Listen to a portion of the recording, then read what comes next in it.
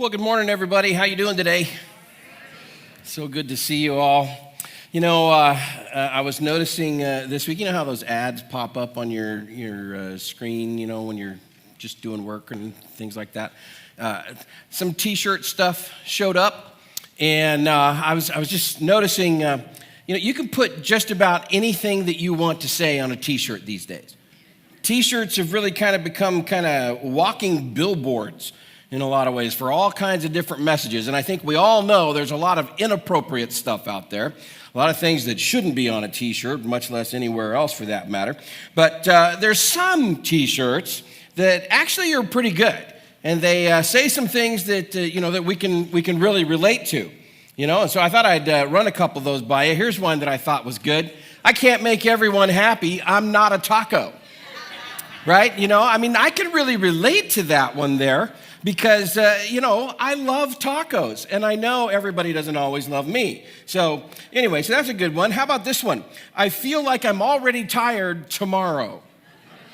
Any of you relate to that one? I think that one feels pretty good. Our senior crowd will like this one. If you haven't grown up by 65, you don't have to. Right? You like that one? I thought that was pretty good, right? Well, these are fun. We have lots of fun with seeing these kinds of T-shirts and things like that. I don't know if you knew this or not, but there's actually T-shirts out there for pastors. All right? There's the first one here, maybe you've seen before. It says, "Pastor warning, anything you say or do could be used in a sermon." Let me tell you what, friends, that is totally true. That is totally true. You need to watch what you do around me because you might end up as an illustration sometime. All right, there's another one here. I thought this one was pretty good. It says, "Yes, I'm a pastor. No, the last sermon wasn't specifically about you." I get asked that all the time. Were you just trying to talk to me? No, I wasn't. I was just trying to teach you something. Here's one that I think particularly relates to me personally. I never thought I'd be a super cool pastor, and I was right. I think, that's a Jeff shirt right there. That's a good one. I even found one for Sherry. It just says, "Dibs on the pastor." I really like that one. I thought that was pretty good. All right, now listen, don't go buy me a bunch of these shirts, okay? Don't go do that. You can get that one for Sherry because I think that one's really cute, but don't go buy me a bunch of shirts. Well, anyway, so we've been in our study of 1 Thessalonians, and in the section that we're in, we're learning a lot about pastors, how God has wired them, how they think and feel, and what God has really called them to do, and all. And so it kind of helps us to understand why pastors do what they do. And I know it seems a little bit self-serving for me to be teaching you about all this stuff, given that I'm a pastor, and it feels a little bit like I'm, kind of serving my own ends here or whatever. But I just, want everybody to remember, I've got pastors in my life too. So it's important for all of us to be able to understand more about pastors because, friends, the relationship between church members and the pastor is very important. The pastors in your life and the church members that interact with them, friends, this is how church functions. And so this relationship is really important. While for the church as a whole, the entire church, not just Horizons Church, but the total church, that absolutely thrives first and foremost on Jesus Christ as the head of the church. All right, so that's just all across the board. But in addition to that, friends, the church itself is a relational entity. It's a relational entity, and it functions strongly on that connection between church members and the pastors that lead them. All right, now so far in the study that we've been going through here, we've been really watching the Apostle Paul describe himself, and that's where we're learning a lot about pastors. And so over the last couple of weeks, we've seen him really describe that pastoral heart. And then last week, it was really about some core methods that just kind of drive how pastors operate and all. All right, but this week, This week, what we're going to see here is what fills a pastor with joy. You know, what is it that really just fills your pastor's hearts with overwhelming joy in regard to how they serve in their church family? All right, that's what we're going to see again through Paul's relationship with the church in Thessalonica. All right, through what he describes in his own relationship with them is something that will really show us, you know, what are some great moments of joy for pastors.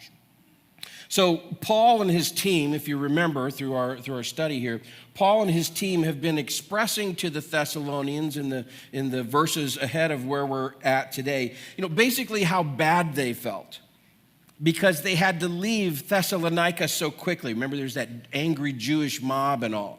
And so they've been expressing this to them. And as we saw last week in particular, basically when Paul himself, as the words that he said was, when I could stand it no longer, he had to find out how they were doing.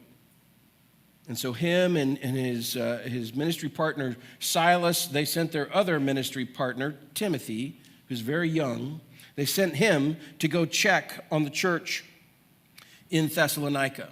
Well, by the time they start writing 1 Thessalonians, or when they start writing 1 Thessalonians, that's because Timothy has been to Thessalonica and then he's come back.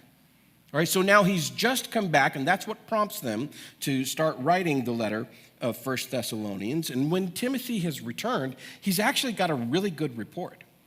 He's got a good report. They do have some questions that need to be answered and all of that, which the letter is going to address. But overall, it's a really good report. And that's how Paul starts in the part of the text that we're picking it up. So take a look. 1 Thessalonians chapter 3 at verse 6. He says, "But Timothy has just now come to us from you and has brought good news about your faith and love. He's told us that you always have pleasant memories of us and that you long to see us just as we long to see you." All right, now, it might be a little bit difficult for us to fully relate to here, but just we need to understand here that before Timothy comes back with this good report, friends, Paul was desperately concerned about the Thessalonians. He's desperately concerned about them. They are brand new believers. You know, they don't have a lot of knowledge and experience about how to do this Christian life thing, how to do church. And on top of all of that, they're being heavily persecuted right out of the gate. So Paul is very concerned for them. He is deeply, deeply concerned for them until he gets this report from Timothy. So when Timothy comes back and gives him this good report, it fills his heart with joy as a result of it. In fact, if you notice the way that he says it there, he says that Timothy has brought us good news. All right, good news. That word that he uses there to what's translated in English as good news is actually the Greek word that in every other place in the New Testament where it's used, it always refers to the gospel of Jesus Christ. In this one case, it's not specifically referring to the gospel of Jesus Christ, but it is trying to heighten it to that level. All right, so what this means then is that when Paul uses this term this way, he's not just saying, "Oh, that's really good news to hear." He's not saying that. No, he's saying, "Oh my goodness, this is gospel of Jesus Christ level good. This is blowing my doors off to hear this. This is absolutely amazing." That's the level that this is for Paul and his team here. He's very excited about this, and specifically, as he says there in the verse, specifically in regard to their faith and their love, their faith in God and their love for others. He's very specific about that. All right, so when Paul hears that they're doing well in both of those areas, in their faith and in their love, This is what fills him with joy. And this shows us the first thing that we can see then with pastors in regard to what fills your pastors with joy. And the first thing is, friends, that hearing that you as the church are strong in your faith in God and your love for others. All right, that's the first thing that we notice here. You know, a pastor's priority, just like it is really for any Christian, is to always follow God's lead. Whatever that looks like, you know, in their life, that's their first priority.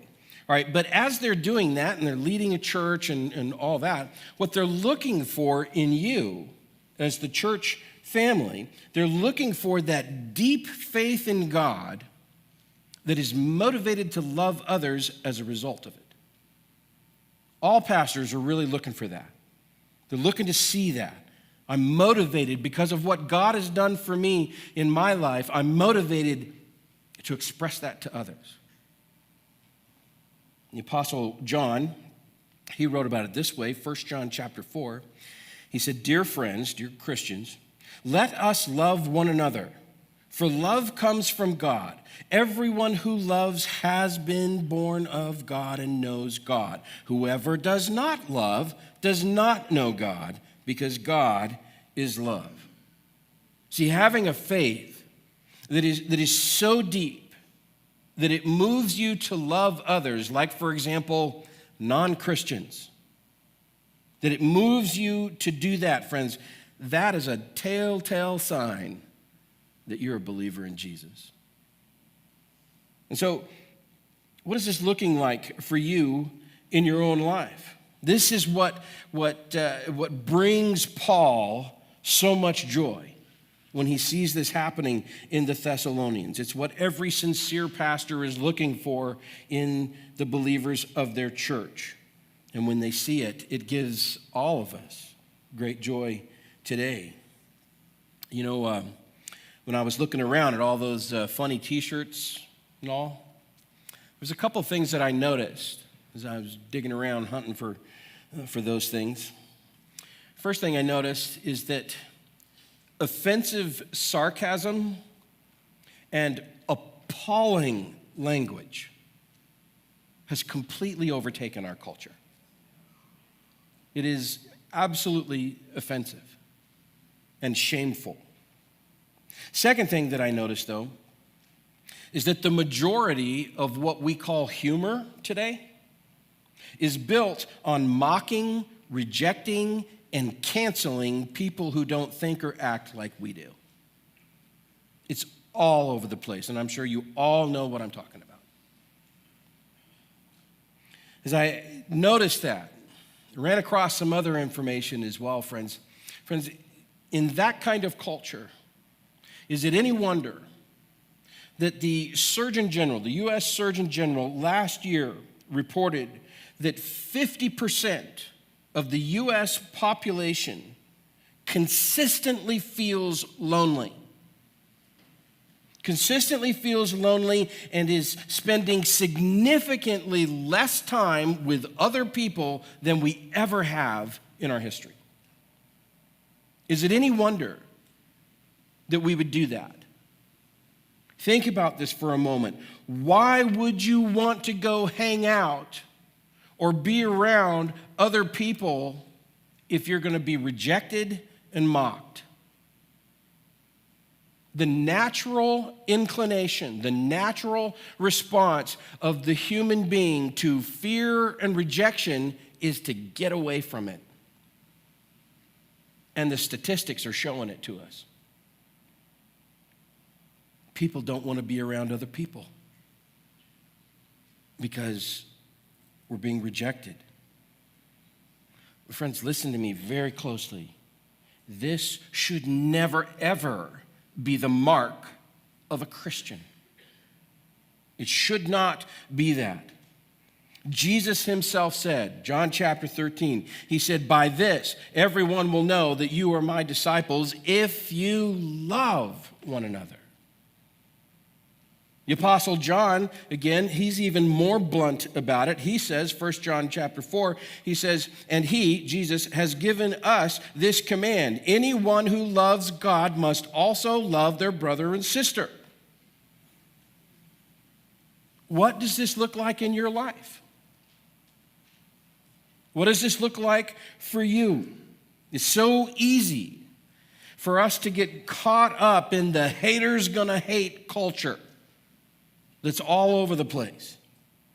Friends, that is not the mark of the Christian. Are you able to love others even when they're not very good at loving you back? Are you able to do that? Because apparently, the Thessalonians were able to do it. Again, Jesus, he said, Matthew chapter 5, he said, you've heard that it was said, love your neighbor and hate your enemy. But I tell you, love your enemies and pray for those who persecute you, that you may be children of your Father in heaven. Apparently, the Thessalonians were doing this naturally. They were able to love others back, even though in the culture and context they were living in, they were being persecuted by the people they were loving. Can you do that? Because that's what Christ calls us to as Christians. Paul saw this in them with that good report, and it absolutely filled him with joy. And it does the same thing for every sincere pastor. Timothy also in that verse there, verse 6, he told Paul that the Thessalonians, look at the rest of verse 6 there, it says, they always have pleasant memories of us, and that you long to see us, just as we also long to see you. All right, ready for the next one here? What fills your pastors with joy is knowing that you like being around your pastors. You like that one? That one took a lot of thought to come up with. Yeah. I admit, this one sounds kind of vain, especially me standing up here saying it and all right? But let's just be real. Pastors are people too, right? I know that some of you aren't so sure about that because you think we're all, perfect and sinless and everything. We're not. Let me assure you, we're not. Friends, pastors are no different than anybody else. They're no different than any other Christian, except for the fact that God has called us to be leaders.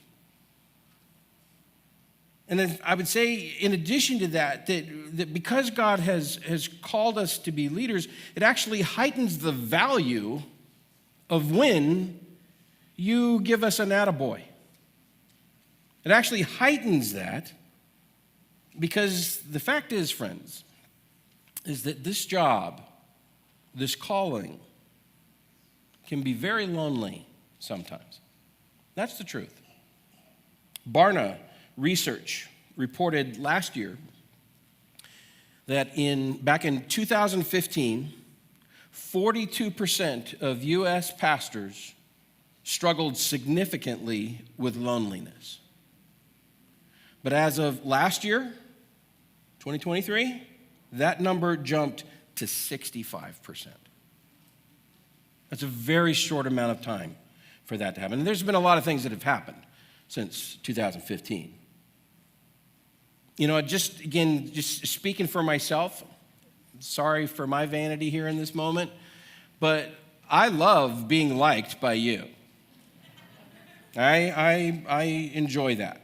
Just like, everybody else, we pastors like to be liked, Now, does everyone like us?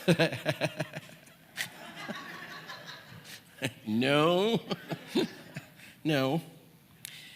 But when someone from our church family comes and tells us something that they appreciate, or comes in and tells us, I just like talking to you, that kind of stuff. Let me tell you what, that blesses our socks off. That's a great and wonderful thing. You cannot help but feel good as a result of that, especially with the people that you have invested in. It just makes it all the more valuable. Paul Later on, after 1 Thessalonians, he wrote another letter to another church in the city of Rome. You and I know it as the book of Romans.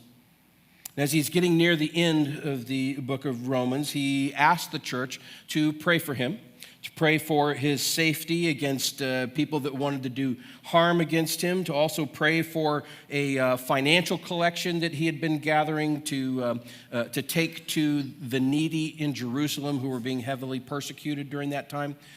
He wanted that to be well received, and so he's asking them to pray for these kinds of things. But it's interesting is if you're reading real close, you can really kind of pick up from him as he's writing these requests. He's just kind of tired. You know, you can just kind of pick up the flavor of that. You kind of sense that you know this bit of I'll almost call it exhaustion to a point. You know, where he's just kind of worn out. He's worn out because the journeys have been long, and a lot of times they're just filled with all kinds of difficulty and it's just worn on him. And so as he's getting toward the end of these prayer requests that he makes, he adds at the end of those requests that they would also pray. Take a look at this verse in Romans 15. He says, so that I may come to you with joy by God's will, and then look at it, and in your company be refreshed. See, friends, the church in Rome, they liked being around Paul. They liked that. That's reflected here. And when he was with them, it was a refreshing experience to him. It was a special moment for him personally. Friends, everybody, pastor or not, everybody needs to be refreshed, really on a regular basis. Everybody needs that. Everybody needs to be encouraged. And yes, everybody needs someone to like them. Everybody needs that. But for pastors, it's extra special when it comes from you. When it comes from you, the people of their church family. All right? Now that I've said that, again, friends, please don't hear me begging for attention, okay? That's not what this is about. I'm not begging for Matt and Ryan and any of that. I'm not doing that personally. On a personal level, I feel very well liked. I feel very loved by you, all right? So that's not what this is about. But what you should take away from this is that within the context of the work that God has called pastors to, one of their greatest joys is knowing that you just like them. You just like them.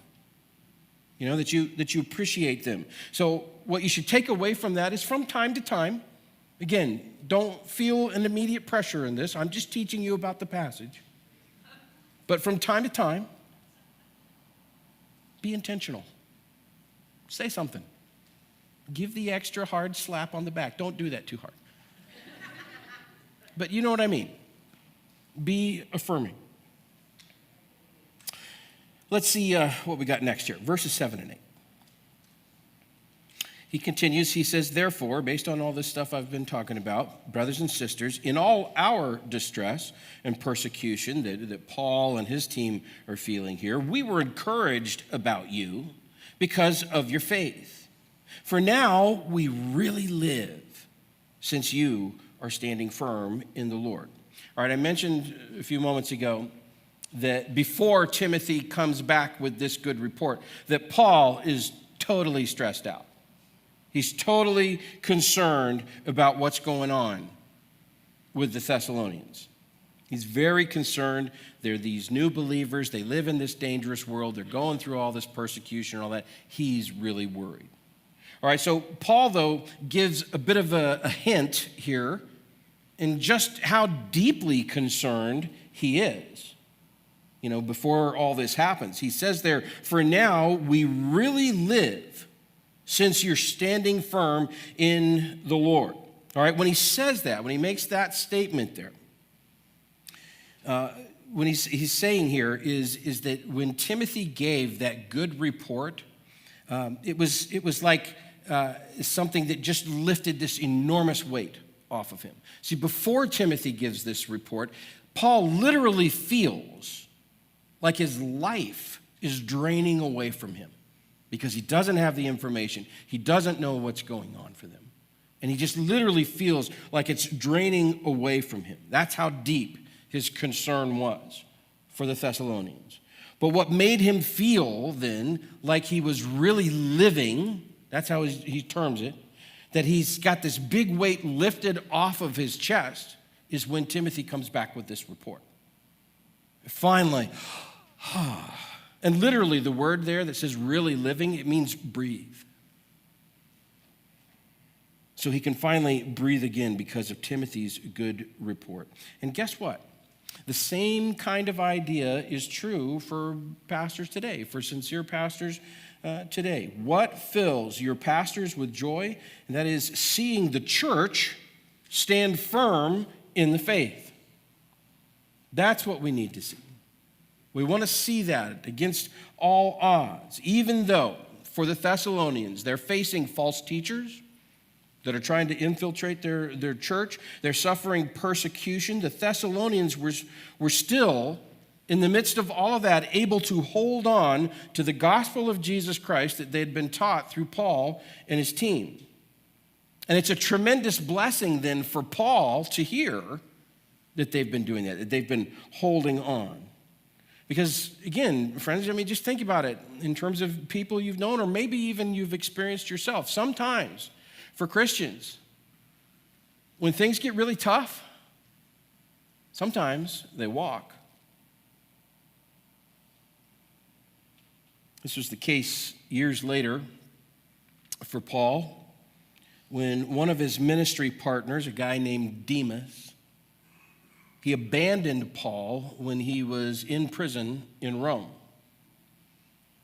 Things were getting pretty hot in Rome.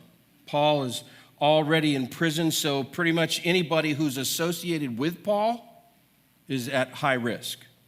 High risk for going into prison or being persecuted in one way or another. And even though Demas had served well with Paul in the past, basically it just got to a point for Demas where he couldn't take it anymore.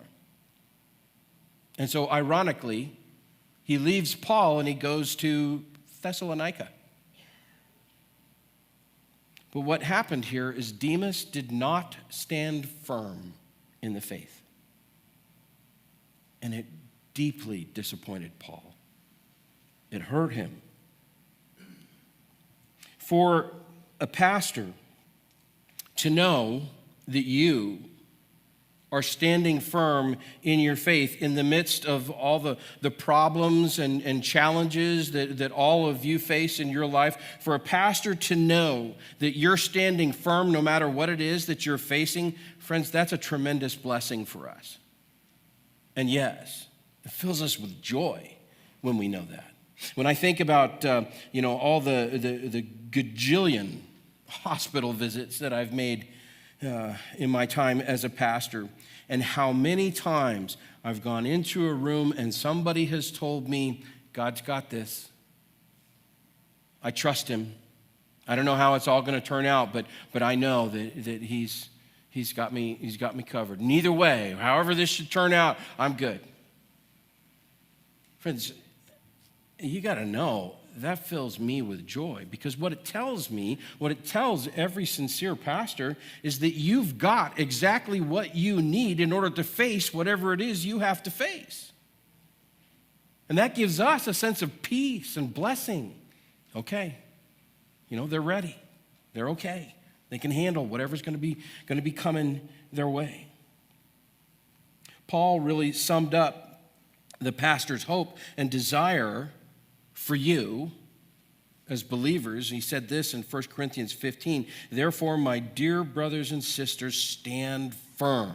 Let nothing move you." That's what we want to see. We want to see you stand strong no matter what comes against you. And when you do, when you are showing that to us, and friends, we have joy. We have joy as a result of that. Knowing that you are rock solid in your faith gives us great joy. All right, one more thing here that gives pastors joy. Verses 9 and 10. He says, "How can we thank God enough for you?" in return for all the joy that we have in the presence of our God because of you.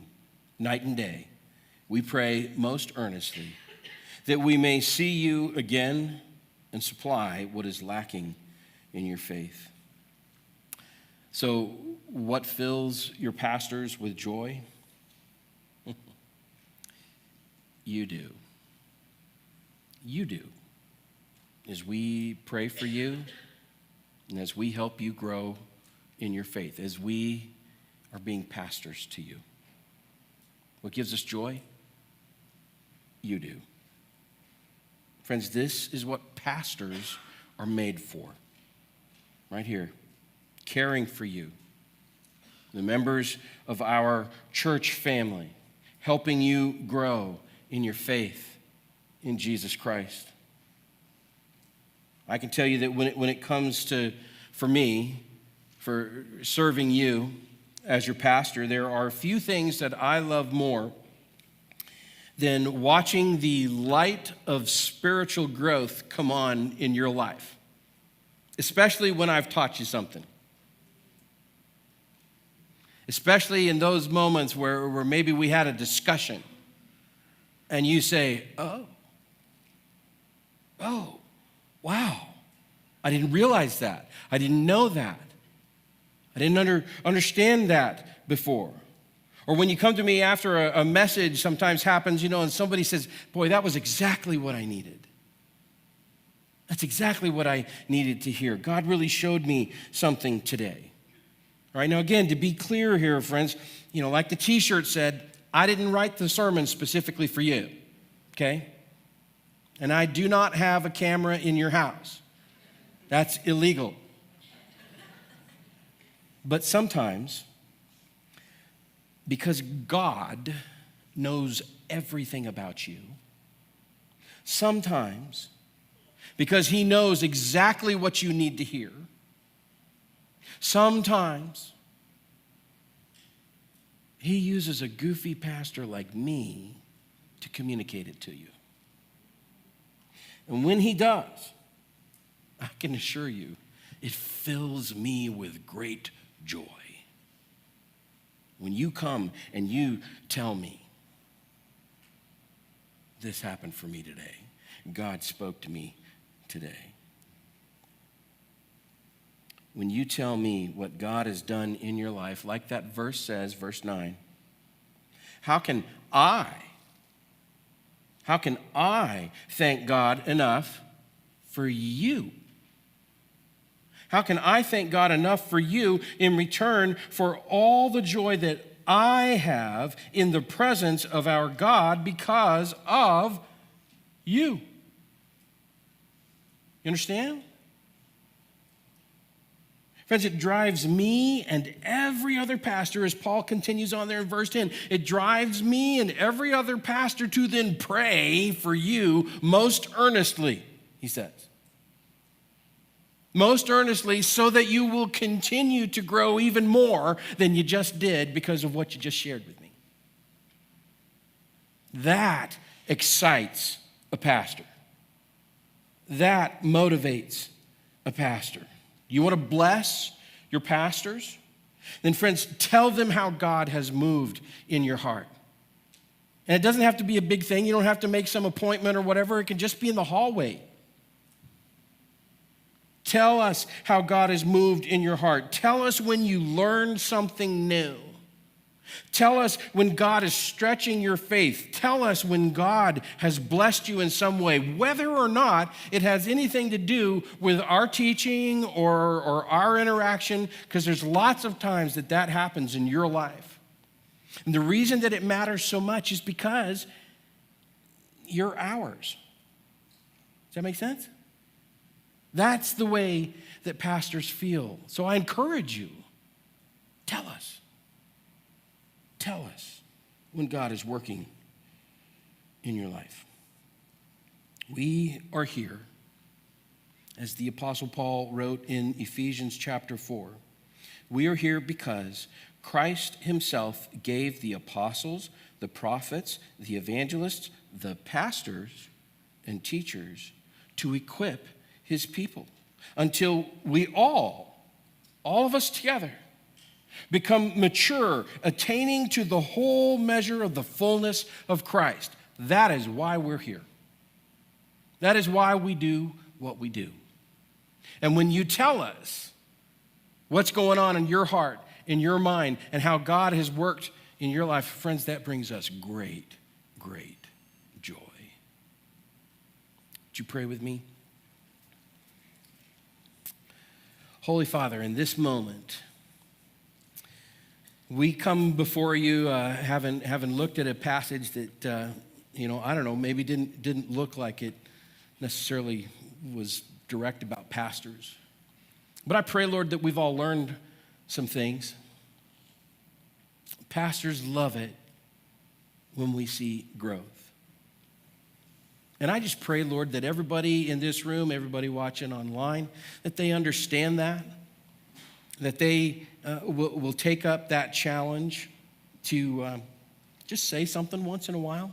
Doesn't have to be a big deal, but just that encouraging comment that lets them know that they appreciate how God is using them in their lives. And Lord, I don't know everybody that's here today. I don't know everybody might be watching online. But Lord, maybe somebody, even through a sermon talking about pastors, they realize I need that kind of relationship. Not necessarily with the pastor, but with you. That relationship that pulls them into that church family that they need to be in so desperately.